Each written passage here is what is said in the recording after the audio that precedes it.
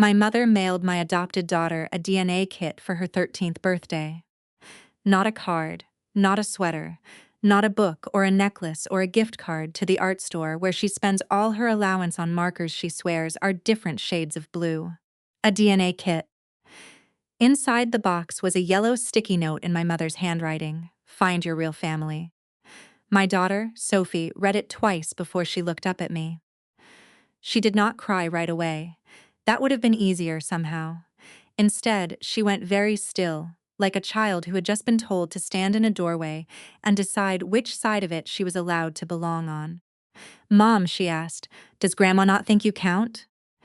I wanted to drive to my mother's house and put that box through her front window. I wanted to call my sister and ask if her son had gotten a DNA kit too, or if biology only became important when the child was mine. I wanted to scream so loudly every neighbor on Maple Ridge Lane would know exactly what kind of gift my mother had sent a child who had already lost one family before she found me. I did none of those things. I took a photo of the box. I took a photo of the note. I took a photo of the shipping label. Then I texted my mother one word: "Understood." 3 days later, the DNA company's compliance department called me back and asked if I had authorized genetic testing for a minor under my legal custody. By the end of that week, my parents and my sister were locked out of the education account they had spent years calling family money.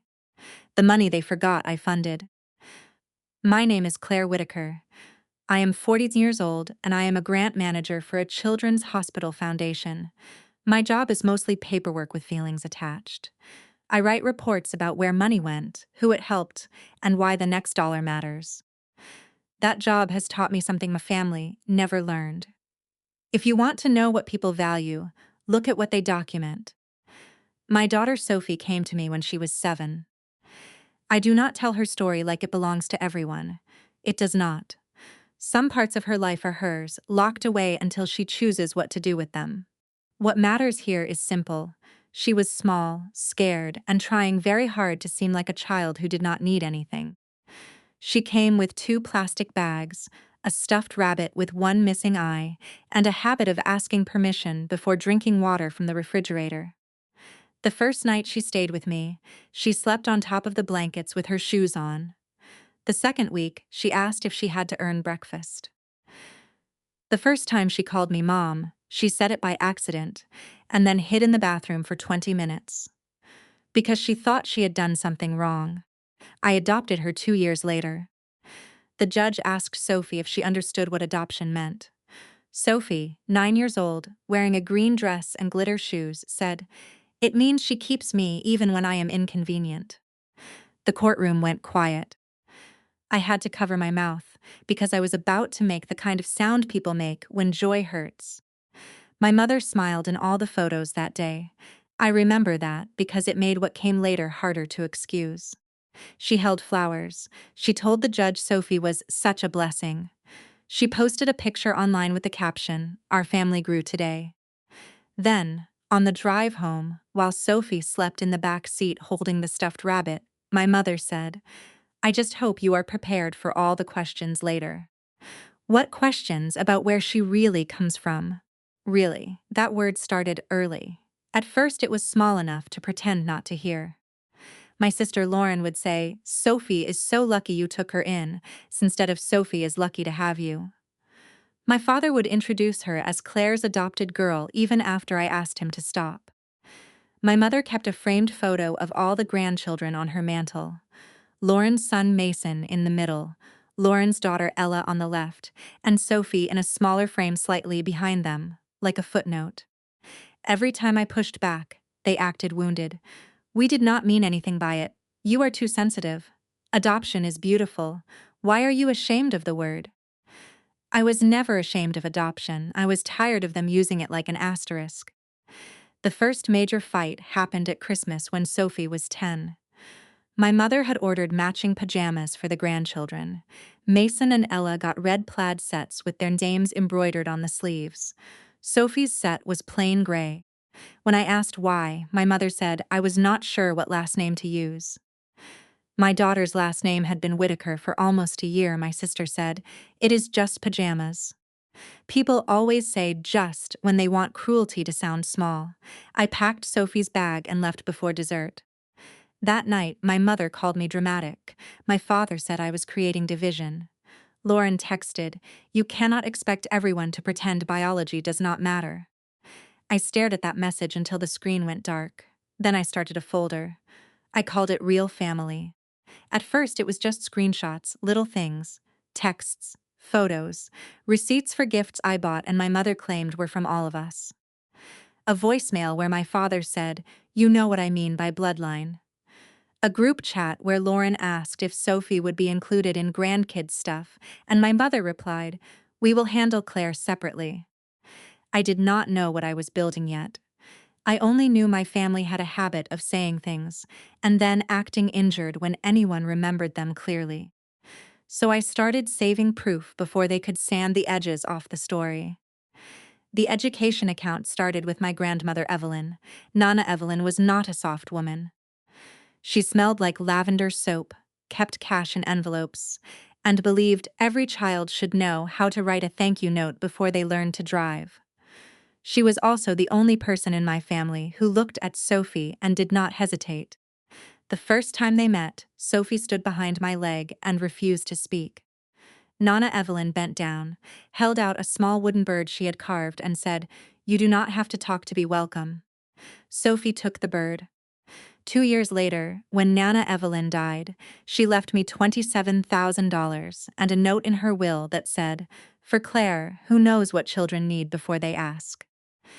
My parents assumed I would use it for family emergencies.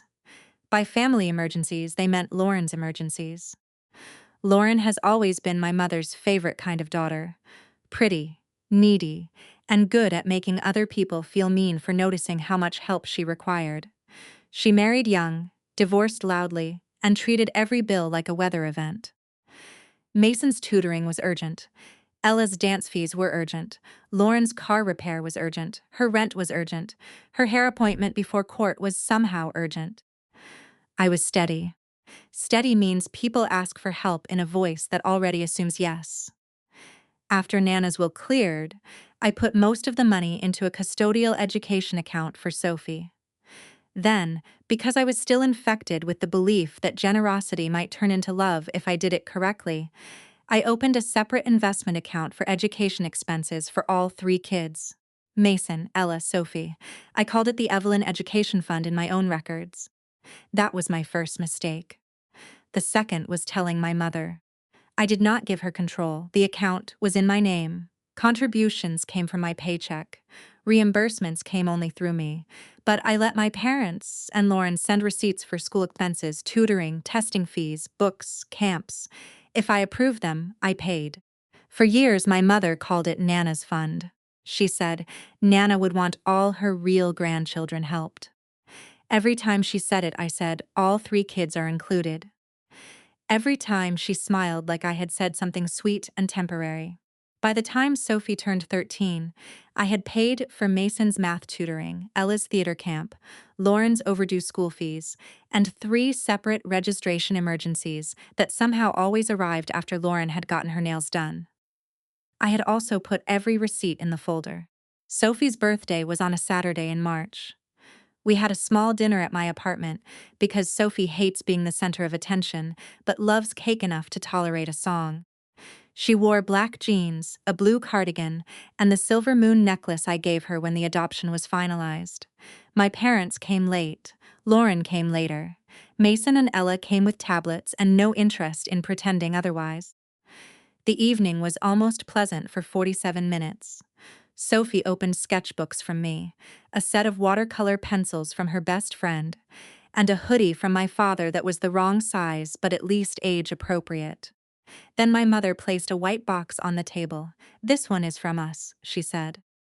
The box had a clean, cheerful design with a smiling family on the front, and the words ancestry, heritage, and connections scattered across the packaging like confetti. Sophie looked confused. "What is it?" "A DNA kit," my mother said brightly. "You spit in the tube, mail it back, and it tells you who you are." The room changed, not loudly, just enough that the air seemed to step backward. I looked at my mother. "Why would you give her that?" Lauren answered before my mother could. Because she is curious. All adopted kids are curious. Sophie had not said she was curious.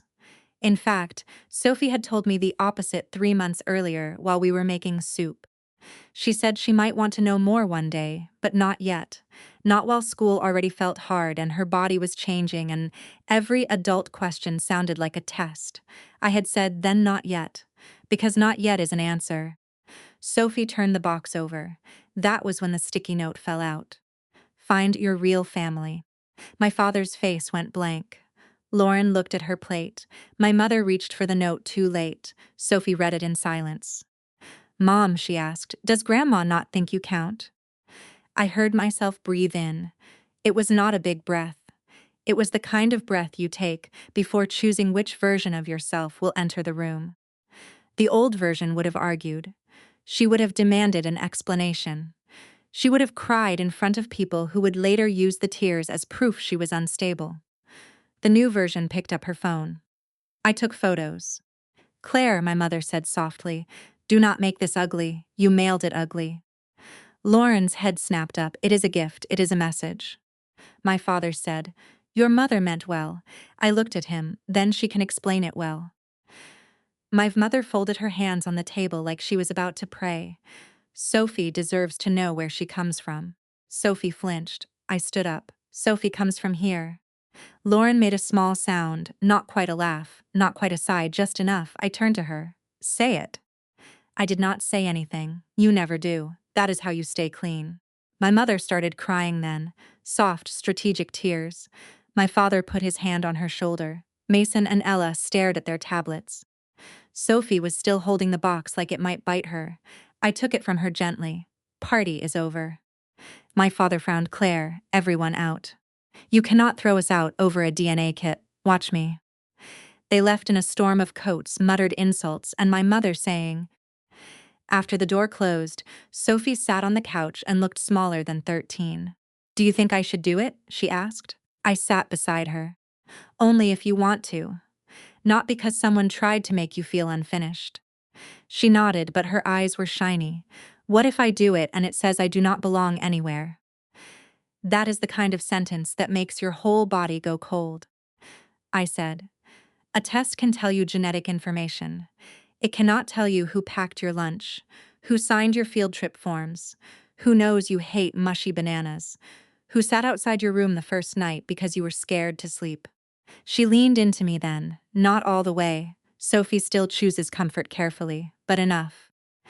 After she went to bed, I put the DNA kit on my kitchen table. I photographed every side of it. The box, the note, the prepaid return label, the order number. Then I noticed something that made my stomach tighten. The kit was already registered. There was a small printed sticker on the inside flap with an activation code and my daughter's initials, SW Sophie Whitaker. I opened my laptop. The company's website asked for the activation code. I entered it, expecting it to say the kit was new. Instead, the page said this kit has already been activated. Parent or guardian account, CW. My hands went cold. I had not activated anything. I clicked Need help? The chatbot was useless in the way chatbots are when real life becomes specific. After 20 minutes, I found a phone number for account and privacy support. It was closed until Monday. So I did what I do at work when a grant report is due, and a program director has sent me 12 emotional paragraphs instead of numbers. I made a timeline. 7:12 p.m. Mother gives DNA kit to Sophie. 7:13 p.m. Sticky note visible. Find your real family. 7:16 p.m. Mother states Sophie deserves to know where she comes from. 8:04 p.m. Discover kit appears already activated under parent or guardian initials CW. I added photos. I saved screenshots. I forwarded everything to myself. Then I checked the real family folder and added a new subfolder, DNA kit. On Sunday, my mother called 7 times. I did not answer. Lauren texted at 9:23 a.m. You humiliated Mom over a thoughtful gift. Sophie is going to ask questions eventually. You cannot keep her in a bubble forever. I wrote back, did you know the kit was already activated?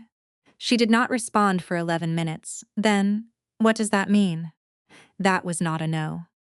My father texted in the family group chat, Claire, this has gone far enough. Your mother cried all night. I typed, Sophie cried too. No one answered that. On Monday morning, I called the DNA company as soon as the line opened. The first representative read from a script. I do not blame her. Scripts are where companies hide when something is too serious for politeness. I am calling about a kit sent to my minor child, I said. It appears to have been activated without my consent. Are you the parent or legal guardian? Yes. Do you have the activation code? I gave it. She went quiet for longer than I liked. Mrs. Whitaker, I am going to transfer you to our privacy team. That was when I knew. Not everything, but enough. A woman named Anika came on the line. Her voice was calm in a way I recognized from people who handle problems that can become lawsuits.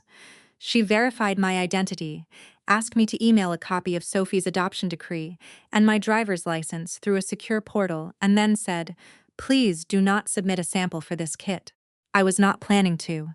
Good. Can you tell me who activated it? Not yet, she said. But I can confirm the account holder represented that they were the parent or guardian of the minor.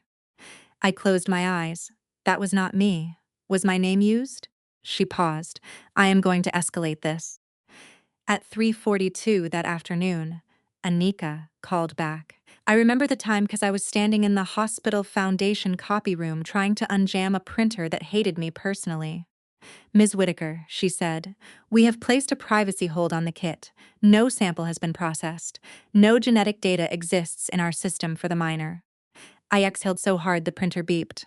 Thank you. There is more. The account was created under the email address, Lorraine Fimpley at my mother's email. I did not speak. Anika continued carefully. The consent form uploaded to the account used your name as parent or guardian. The signature does not match the signature on the adoption decree you provided. The copy room became very still. Was there a sharing setting? Another pause. Yes, results sharing was enabled with 2 additional email addresses. Can you tell me who? One appears to belong to the same account holder. The other is Lauren, my sister. That was when the story stopped being about a bad gift. Not curiosity, not heritage.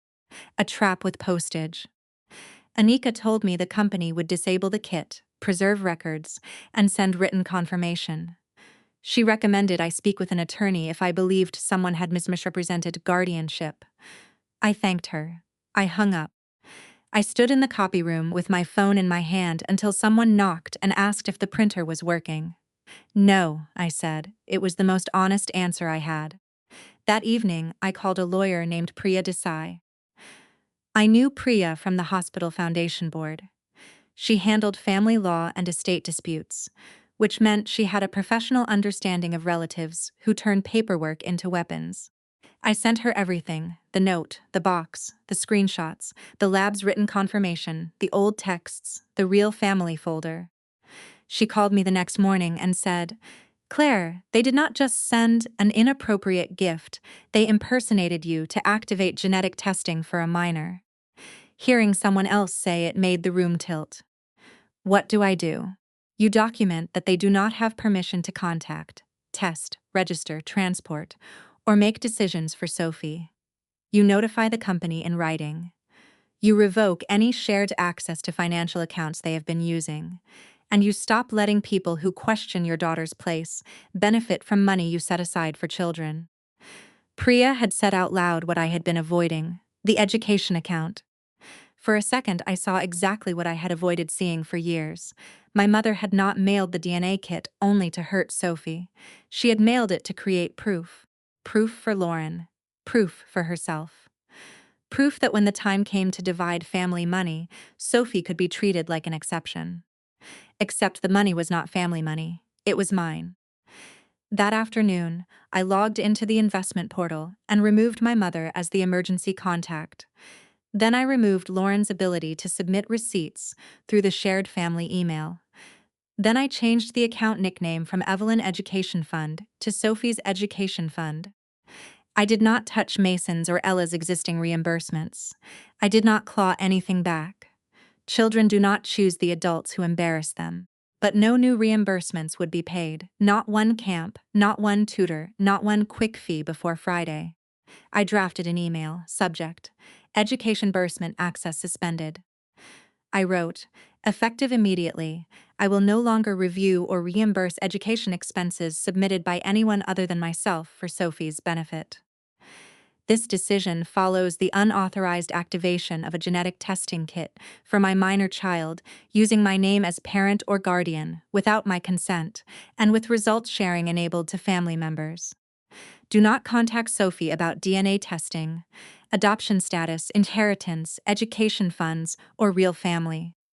Any further attempt to obtain personal, medical, genetic, legal, or school information about Sophie without my written consent will be documented and addressed formally. I attached the lab's written confirmation. Then I added, for clarity, the education account is not a family trust. It is not Nana Evelyn's account. It is owned and funded by me. I read that sentence 3 times. It felt like opening a window in a room that had smelled wrong for years. I sent the email at 6:18 p.m. At 6:24, Lauren called. At 6:25, my mother called. At 6:27, my father called.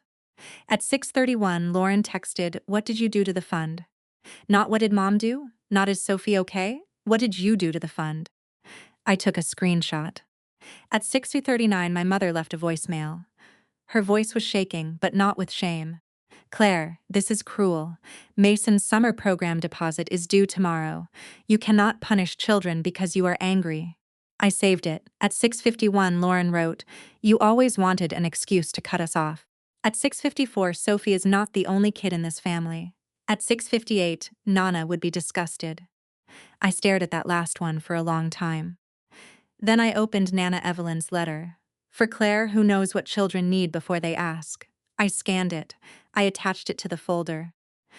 The next day, my parents came to my apartment. I had already told the front desk not to let them up, so they stood in the lobby calling me while the doorman pretended not to listen.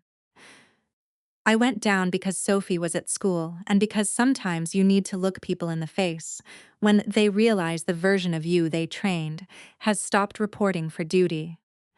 My mother was wearing sunglasses indoors. Lauren stood beside her with her arms crossed. My father looked tired, which used to make me soften. Not that day. You need to fix this, my mother said. No. Lauren stepped forward. Mason's deposit is due, then pay it. You know I cannot, then he cannot go. My mother made a wounded sound. How can you say that about your nephew? Easily, now that I understand you were willing to use my daughter's DNA as a financial filter. Lauren's face flushed. That is insane. Then explain why the results were set to share with you. She looked at my mother. My mother looked at the floor.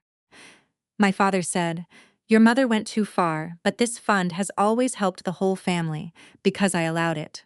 Nana left that money for family. Nana left money to me. You named it after her.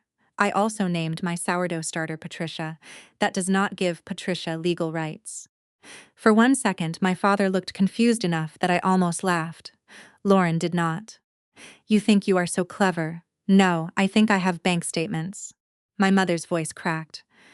We only wanted Sophie to have answers. No, you wanted answers you could use. That is not fair. Neither is mailing a child a box that says her mother is not real. I did not say that, you wrote it down. I held up a copy of the sticky note in a plastic sleeve. Find your real family. My mother stared at it like it had appeared from nowhere. When I held up the note, no one could polish it into a misunderstanding. Lauren said, you are turning Sophie against us. You sent her the instructions. My father rubbed his forehead. Claire, what do you want? I had asked myself that question all night. I did not want revenge. Not really. I wanted my daughter to stop being treated like a guest in a family I had been funding. I wanted my mother to understand that biology is not a coupon code for cruelty. I wanted Lauren to pay for one thing in her life without reaching for my wallet. But those were not things they could give me. So I asked for what they could do. A written apology to Sophie. Not to me, to Sophie. It will say the DNA kit was inappropriate, that you were wrong to imply she was not real family, and that you will never contact her about genetic testing or adoption again. My mother swallowed. And if we do that, you still do not get access to the account. Lauren laughed sharply. Then what is the point? Lauren answered before anyone could pretend this was still about Sophie.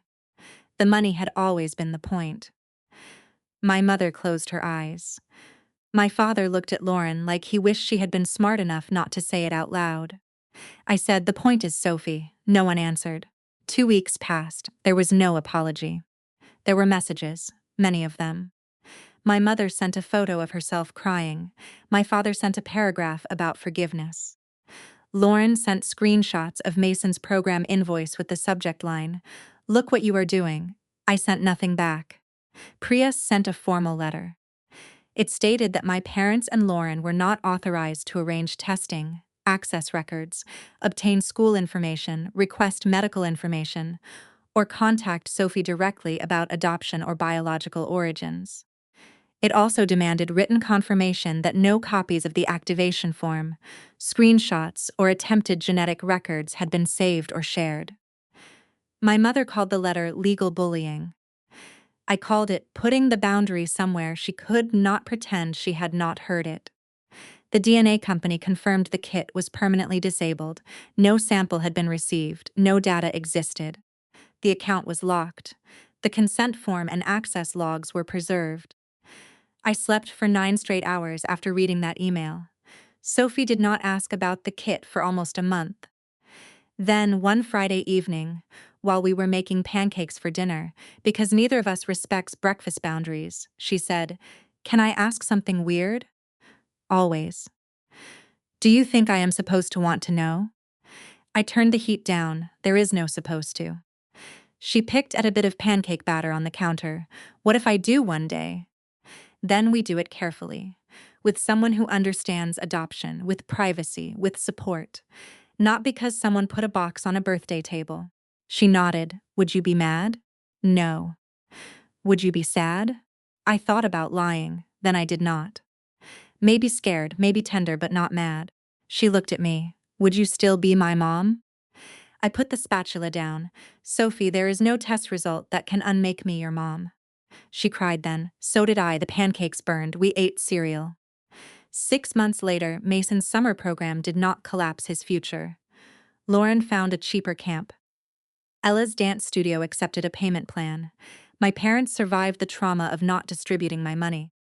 My mother eventually mailed Sophie a card. No return address, but I knew the handwriting. Inside she wrote, "I am sorry if the gift upset you." Sophie read it at the kitchen table. "If," she said. I nodded. "That is doing a lot of work." She tore the card in half, then looked surprised by her own hands. "Can I do that?" "You already did." She laughed. It was small, but it was real. We put the pieces in the recycling. I kept the DNA kit, though. Not in Sophie's room, not where she could stumble across it. It lives in the Real Family folder, still sealed, next to the sticky note, the lab letter, Nana Evelyn's will, the reimbursement records, and the email where Lauren asked what I had done to the fund 6 minutes after learning my child's privacy had been violated. My parents tell people I cut them off because they bought a birthday gift I did not like. Lauren tells people I used Sophie as an excuse to hoard family money.